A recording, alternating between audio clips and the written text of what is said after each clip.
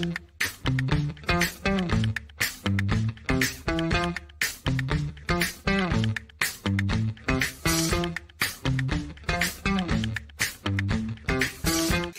everyone, and welcome to Off the Wall. Today is the 9th day of 25 Days of Christmas. I'm here with Josh. Josh, how you doing? Oh, I'm doing great. How about yourself? Doing well, doing well. Today we're going to be discussing Candy Cane Lane on Amazon Prime with Eddie Murphy. What are your non-spoiler thoughts of this movie? My non-spoiler thoughts was I enjoyed this. We were saying, hey, let's do this. Let's watch this movie. I was like, this movie looks like dog crap from the initial trailer. This looked just very cheesy, just corny, over the top, very forced type of things, and some of it kind of was. But from the stuff that we get right now from streaming services on these, put a star in it and then it's going to work, even though the script is terrible and it's all over the place. This actually had some heart, and you felt the family dynamic that they were trying to pull off. And Eddie Murphy seemed like he actually cared for the first time in a while. For a movie that he was in. Now, granted, he produced it, so that probably helped because he had some financial reasons to actually care. But for as over the top and outlandish as it could be, and there are, obviously we'll get into spoiler wise, some things that I was like, what was the point of this? There's definitely some plot holes for sure, but I thought it was very well acted. It wasn't too over the top, and because you kind of accepted it for what it was. But I just thought that it was kind of star studded if you think about it. For what it was, but the thing was, it became a Christmas thing because it's all about the family. Shout out Fast and Furious, but at the end of the day, they all came together. I enjoyed it for what the type of Christmas movies that we get nowadays. Yeah, I would agree with you there. For the Christmas movies that we get, the Christmas movies that I've seen both last year and this year covering them on this channel, I really enjoyed this. I thought the family was cute. I thought Eddie Murphy and Tracy Ellis Ross had really good chemistry with each other as husband and wife. I thought that the elf was over the top but funny. I loved the nephew. I think his name was Josh the Boss or something like that. Was supposed to be the weatherman's job, but he fills in and is just making comments throughout the movie. DC Young Fly is how he's known on Wild and Out.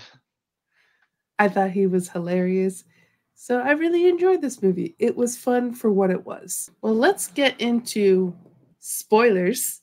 Spoiler alert, everyone. Candy Cane Lane, the street that Chris, played by Eddie Murphy, and his family live on, does a neighborhood Christmas decoration competition, and Chris has always lost out to his neighbor. His neighbor puts up a bunch of inflatables while all of Chris's decorations are hand-carved. This year, the competition is going to be televised, and the winner will win $100,000, which the narrator reminds us that there's an asterisk next to the dollar amount. Because I watched this with a narrator without even knowing that was a feature. I just thought that was part of the movie. So I caught on to that asterisk. I did not. Way before you did. Chris was recently laid off, so he is really focused on getting that money. Thoughts on the setup for this movie?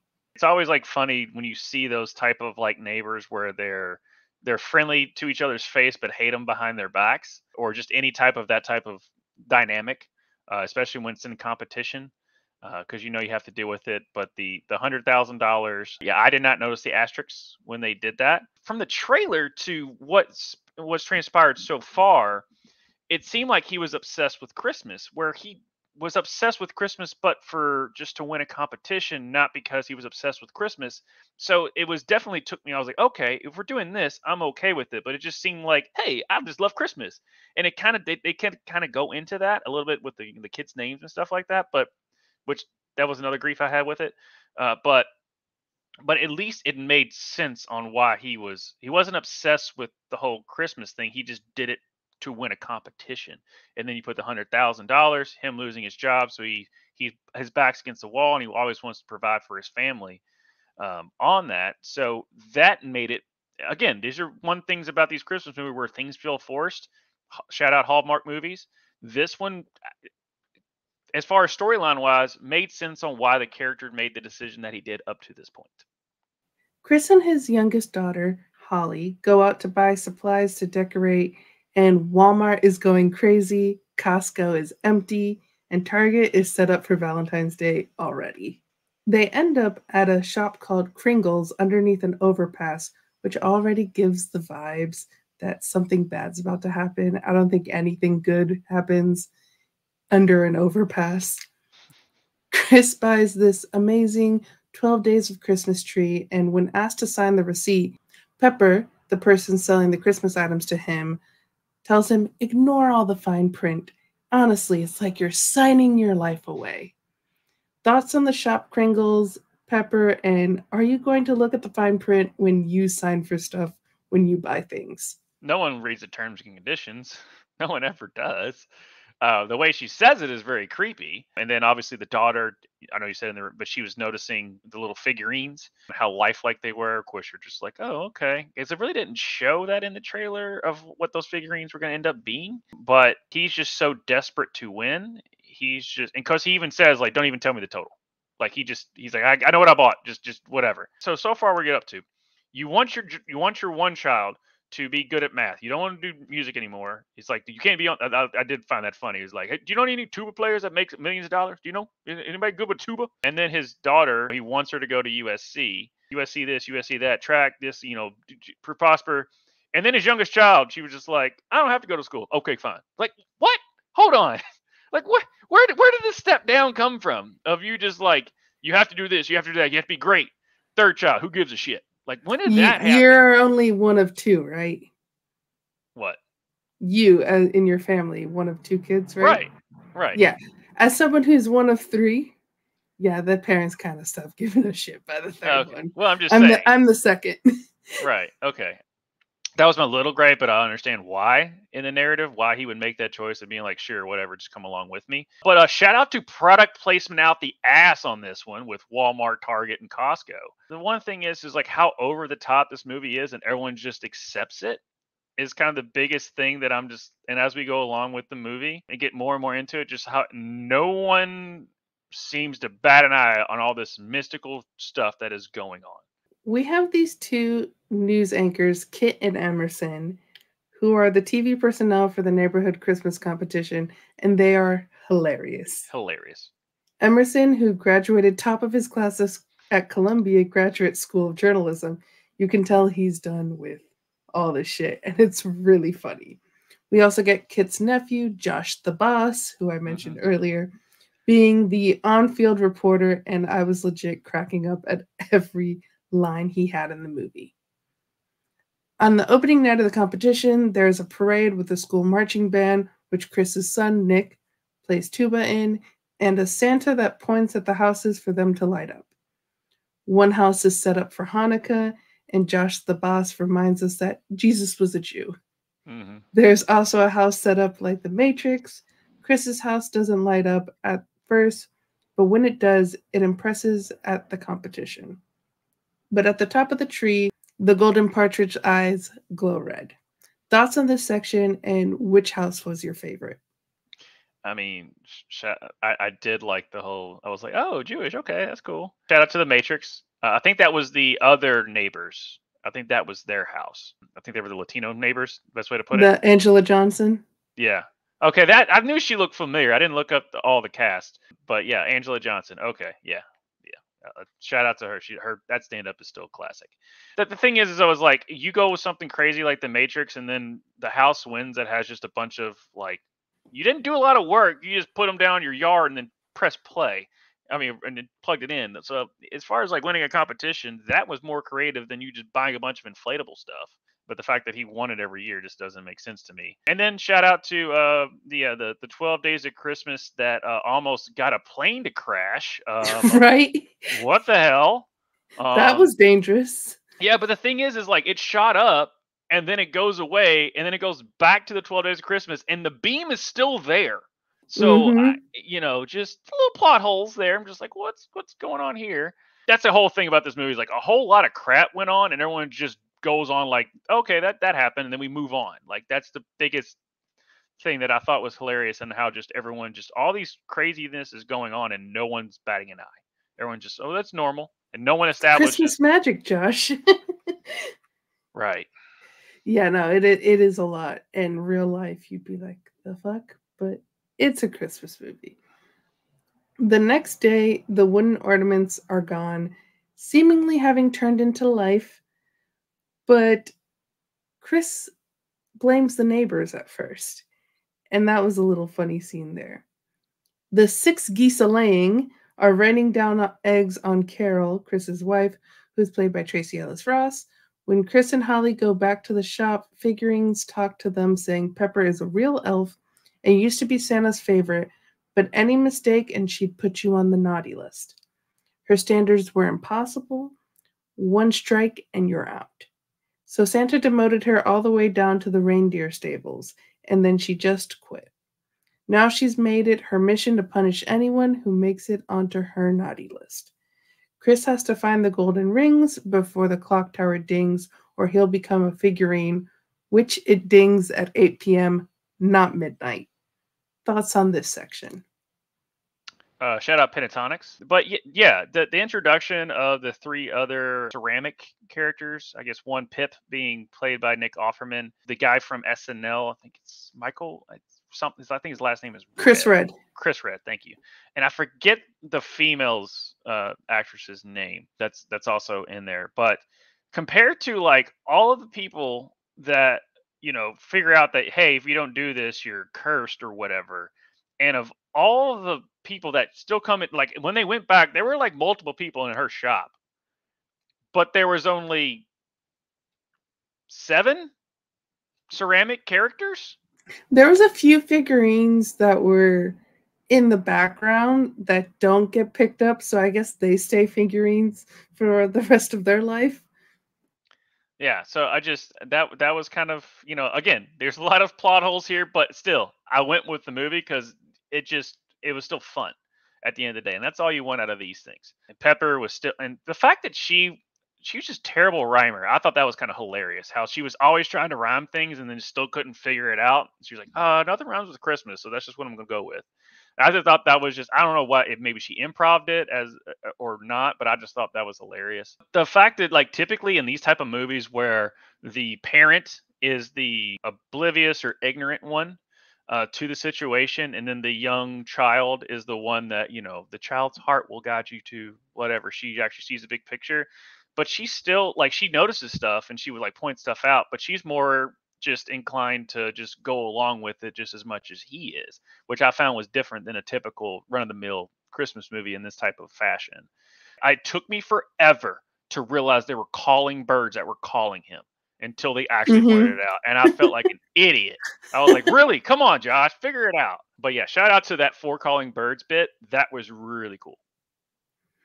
Chris gets one of the rings from the 2 turtle doves, and the second he gets the ring, the birds turn back into the ornament, which is basically the case in this movie. You get the ring, those things turn back into the ornament, so they can go back on his 12 Days of Christmas tree. We then have the 3 French hens at Carol's workplace, and one of my favorite lines of the movie, "Make them suffer like only the French can," is said. Chris and Holly go back to the shop and take the figurines with them. We also get a Die Hard debate that made me laugh and also reminded me of your hot take on your favorite Christmas movie at the end, talking about Die Hard. The family meet the figurines, and the figurine Gary, played by Chris Red, keeps hitting on Carol, which was really funny. Yeah. Chris lets them know what will happen if he gets all the golden rings, but not what will happen if he doesn't. Thoughts on this section, the family meeting the figurines, Gary hitting on Carol, all of that. I'm surprised we still have the over-the-top person that hits on person in movies, typically with the way like the Me Too movement and stuff has happened. But I mean, I still found it funny because they kept checking him every single time he did it. So typically those movies back in like the 80s and stuff where they would be really over the top and then no one would check them on how creepy you're being. Whereas every time he'd do it, it became a laugh because everyone would tell him how much of a perv he is on that. I was not expecting it in a Christmas movie. But it fit his, he has to have some type of personality, and to him, that's just who he is and whatnot. A couple other things, yeah. When the French hens, I did like the fact that one has a beret, like looked like a, had the striped shirt and all that going on. They kind of force fed her, having the job opportunity or whatnot, and the French hens, and then she really didn't mess anything up, even though she was acting awkward. So I kind of, that was fine, but I thought it would cause more issues than it did. Same. Um, I just feel like it was just kind of like that happened, and then we never touched upon it until literally like the end of the movie. So I was like, okay, that just happened again. 3 random birds go into your factory, and no one figures that out. No one says anything. You have these security cameras to figure out these magical birds that people are chasing around, or is going on. So that never came up. I thought the driving sequence was pretty funny, just how them were just going all over the place, and I think was the girl, the female, was going Hmm. back and forth on the dash. I thought that was some. I mean, it's really good effects for this movie that I really enjoyed. And a few things too to add there is the family making fun of him for his wish, saying, "Oh, you couldn't Oh, wish for world peace or to end hunger." I thought that was really for funny. Drake's new album, Yeah. a new Drake album, And and then the mom's like, "I like Drake. I like that." and then the son, Nick, saying, "We should split up." And mom going, "Split up. Have you ever watched a horror film?" And Gary, the figurine, goes, "A black person always dies first, and all y'all black." Yeah, oh y'all black. And Yeah. I cracked up. It was hilarious. The family feels like a real family, as I said before. Hmm. So I just enjoyed these family moments. But going forward, Chris's daughter Joy has a track meet, and a Notre Dame scout is there to watch her, but her parents think they are an USC scout because they want her to go to the same college that they went to. And Joy lies about saying, "Yeah, it's a USC scout there." Pepper ruins her track meet, and we get the funny moment where she says the names of superstar athletes, sports icons wrong. And the greatest of all time, Michael B. Jordan. I was cracking up laughing with that. I was like, "Where's Michael We Jordan?" And then she right. had Michael B. I was like, "All right." We get 2 more golden rings from the maids of milking and the lords of leaping, but the Notre Dame scout doesn't want Joy, and mom and dad learn she doesn't want to go to their alma mater. She wants her own life away from them. Thoughts on this section? I love the three people of Lay, Braun, and James. They were Hmm. awesome on that. I did find that funny. And this was where I really got into has no one understanding what's going on here. Like Eddie Murphy walks out there with spears and like he's fighting, and she gets hit and runs, and then the scouts like she broke all the rules. I'm like, what, Right. what, what, what the crap? What's going on? Like I got like Did you real high. not see her get hit?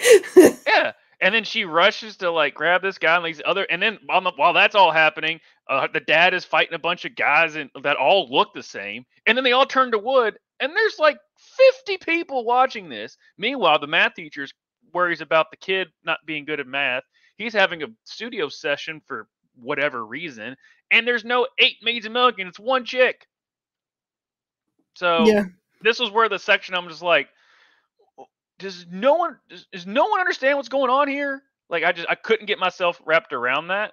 There was only one maid of milking, Right. and and and the Made fact enough that, milk probably for oh 8 yeah, there months for maids of but milking. still like the consistency of there was 3 French hens, there was 6 geese a laying, there was 2 turtle doves, there was 1 partridge in a pear tree. We'll get to the other ones. Everyone had the right numbers. Maids of milking was just no. Yeah, we just So need one. we just need one. But we finally figured out they actually do keep all of the pieces of wood, and those things got real big real quick.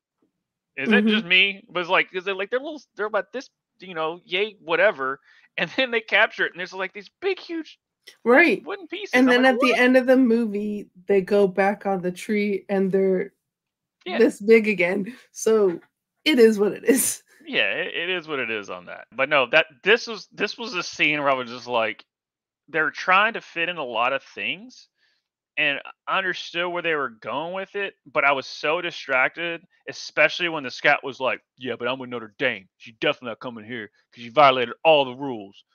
And no one took up for the fact of what just transpired. Yeah. So that kind of took me out of it. And the fact that like I guess they needed it for the music. That's why they had the son do that so they can have the soundtrack playing as they're fighting the 11 Lords of Leaping. It still just was very just random on why he just Yeah. decided to go away. I know the teacher was I there. think he was deciding to go away because of the teacher, but yeah, he goes and has a session. Just a random student. Maybe he was just dealing with stress that way, but Hmm. whatever. But yeah, but the fact that we only had one maid's milking and no one understood what the hell just transpired. And there wasn't any news crews or anything like that that said 11 twins show up, fight a family while there's a track meet still going on. They turn back into wood. Back to you, Bob. Like nothing. True, true. But Chris finally tells his family the truth, and Pepper has the last ring. And the family plan to capture her, and they succeed. Mhm. We also find out that the prize is not $100,000. It's a prize that equals $100,000, including a bunch of different coupons, one for a taco joint. Santa shows up, and Josh the boss, who I already said earlier, I laughed every time he was on screen, says, "I knew Santa was black." But we get a moment of assuming makes an ass out of you and me because they assumed 5 golden rings, but it's not 5 golden rings because the Mhm. song repeats itself multiple times, so it's 40 golden rings. Also, Santa can't help break the curse. The only one that can is Chris, but Santa does help collect the rings. Thoughts on this section? Where was Santa for the other people? That like, Right? how many times is she gonna do this stuff and then Santa just doesn't know she's doing it? Like he's Santa. Shout out to David Allen Greer, by the way. That was awesome to have him as Santa and just have him just be that type of Santa, which was different. The fact that he was talking about reindeer, but yet his sleigh doesn't need reindeer. That was another one. I was like, okay, well, you just have reindeer just to have them, and you've upgraded, but he doesn't really go over that part. But yeah, just the whole fact of like this is the at least the eighth time she's done this, and nothing. And the fact that he just shows up, knows exactly where she is, and she's been doing all this stuff that he disagrees with, but now okay, after the eighth time, I'll show up. And then, oh well, that's And the I crown think it's prince. more than 8 too if you count Right. figurines in the shop Right. from That's what earlier. I'm saying. So like she's just allowed to get away with this until now. But the characters themselves, I enjoyed. It's funny. The scene of them all tracking stuff down and getting it back. The drumline stuff was really cool. That was the first time ever that someone actually noticed how weird stuff was going on. But yeah, they did the drumline thing and then they touched the rings. And then oh yeah, and the random in North You Carolina yeah, scout just shows up anywhere. Oh yeah, you're fast. Here's my card. What? yeah, I've literally put that in my notes. UNC Scout is there randomly. Yeah, just shout out North Carolina, Notre Dame, and USC. Just give them random shout outs in the movie. And that was the first time ever that other people noticed, like, okay, this is something weird's going on. Not the fact that Santa shows up and I was like, hey, Santa's here. It was like, Santa's real? No one had that discussion. I guess this is a movie universe where everyone believes in Santa. If everyone believed in Santa, they wouldn't be so selfish to begin with. But who knows? Who Yeah. knows? And I liked that the mom says, "Okay, we need to split up." And the son goes, "Split up? You said not to split up. That only Right. happens in horror movies." She goes, "What do you think this is?" Right. I never understood the letter that Pip and the young daughter sent. I thought it was him sending like something to his family to let him know he was okay since he's from like the Dickens times of like a Christmas Carol Yeah. around that, which we'll get to that. Which his family would be dead. Yeah, his family would be dead. He might have a lineage or something like that he could trace back, but it's like that's the reason like he just shows up at the end. It's like yeah, because he had nowhere to go. That shows you how long Pepper has been doing this for. Yeah, this was still a fun scene at the end of the day once you took all the plot holes out of it. Chris turns into a figurine early because Pepper pushed the hands of the clock to make it ring earlier, and the figurines pick him up in the toy car. They end up getting stepped on by Pepper, and Gary says the line, "Look at the oppressor with her foot on our necks." And I was like, ooh, that's a little too soon. Right? It seems like they aren't going to get the 40 rings, and Chris speaks to his family. Joy, you can go to any college you want. Nick, your music is good. You're an entertainer and a leader, and you need to share your gift. Holly, you keep the spirit of Christmas alive. That's always been your gift. Carol, you have to go on without me. But there is a loophole. They have 38 rings, but if they count their wedding bands, they have 40 golden rings. Chris turns back into a man. Santa can't help the other figurines, but a child's wish can. And they're brought back to life, which makes you go. She wrote in her letter for Dad and the other figurines. So technically, even if they didn't go through all this mess, a child's wish would turn him back into a human. So thoughts on this ending? They went through all that trouble to collect all these rings, but because she wrote this letter, still wouldn't have mattered, like you said. So, by the end of the day, still a fun movie. Also, too, the fact that he named his kids after Christmas stuff, and they just kind of glanced on that, and then they just moved past it. And his wife is also named Carol. So Carol. technically his Yeah. wife also has a Christmas name. Yeah, and he's Chris, and Chris Kringle. So I mean, yeah, it's very on the nose on that. And then I also want to touch on the fact that she randomly ate an ornament. I don't know why that was there in the plot in the script, but I found that kind of weird and funny at the same time because it just It was funny. It was, yeah. She just randomly pulled out an ornament and just starts biting on it. I'm like, that kind of reminds me of like the Grinch when he's eating the onion. And then when she's collecting the peppermints, I thought about the Family Guy, like, ooh, piece of candy, ooh, piece of candy, ooh, piece of candy. And then we find out her name is Peppermint, and they're like, that's a weird name. I'm like, really? That's the weirdest thing that's happened in this movie on that. But it's a everyone has a Merry Christmas, and they win and get the tacos. Yeah. We get a 1 week later and learn that Santa made Pepper into a figurine, and if she's a good little ornament, she can work her way back up to the reindeer stalls. And also, Chris owns the shop now. We get bloopers in the credits, and my favorite was, I bet you the white Santa would help us. So thoughts on the 1 week later and the bloopers? Okay, so I didn't realize there were bloopers. I got to the 1 week later and I was like, oh, that's it. And then I just stopped it. So I had to go back and look at the bloopers. Oh, they were so funny. Yeah. Because it reminds me of Bring It On. Yeah. You know, when the bloopers are going as the credits are rolling, they did the same thing in this movie. And Eddie Murphy goes, I bet you the white Santa would help us. And he goes, man, why you got to do me like that? Yeah. But one of my favorite bloopers is the Rush Hour bloopers. Is Rush Hour 1 and 2. They were pretty funny. There I was like, I remember one, he was just like, oh, he ain't making it Rush Hour 3. Like I remember that blooper there. So yeah, there was pretty funny. Plus all like the Jackie Chan stuff and how he like Chris Tucker. I don't know why we just went on a Rush Hour thing. When we get back to what was talking about. Yeah, or where he couldn't say she ni like thank you or whatever, and when they're on the plane, and he was just like, and Jackie Chan was like, I have to learn all of this English. He can't say one Chinese thing. He was just getting on Chris Tucker about that. But anyway, yeah, back to the movie. Yeah, the 1 week later, him owning the shop, which there are Christmas shops owned year round. How Santa pays Chris, we don't know. He still has to make an income, but it's not the point. And I guess we know that the daughter goes to North Carolina, apparently. We Maybe. Really don't. And then Nick Offerman's character, which I noticed when the sleigh went away, he was walking down the street, if I remember that correctly. So he never really went anywhere. And then he comes back and still hasn't really touched on the fact that, hey, I'm from I'm a man out of time. Yeah, I'm 1888. Like, I have, lived I have nowhere to go. And they were just like, I hope you like tacos. And he's like, well, here's a duck. That was the one thing I was left. I'm like, can we dive into Pip's backstory here?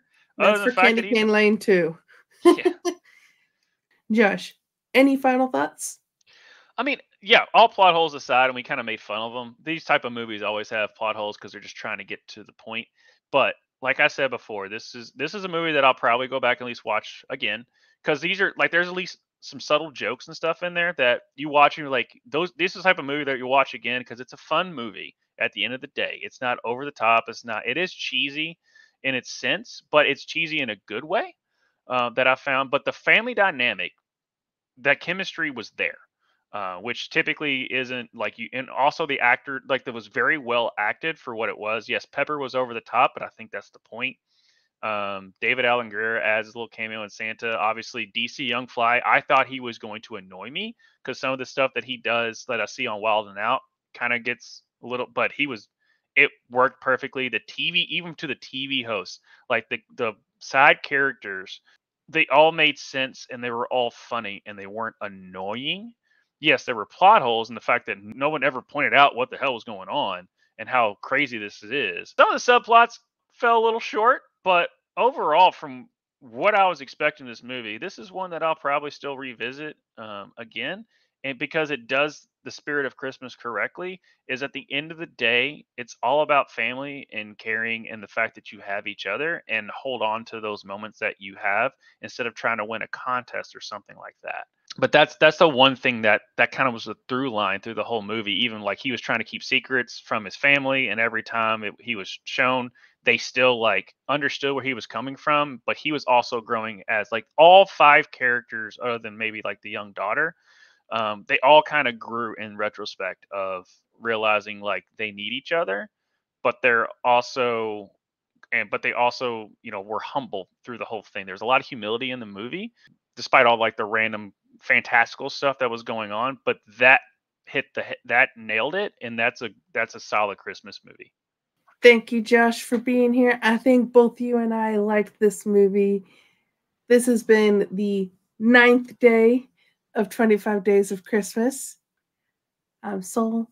That's Josh. Make sure to tune in tomorrow for day 10, and we'll see you next time. 10.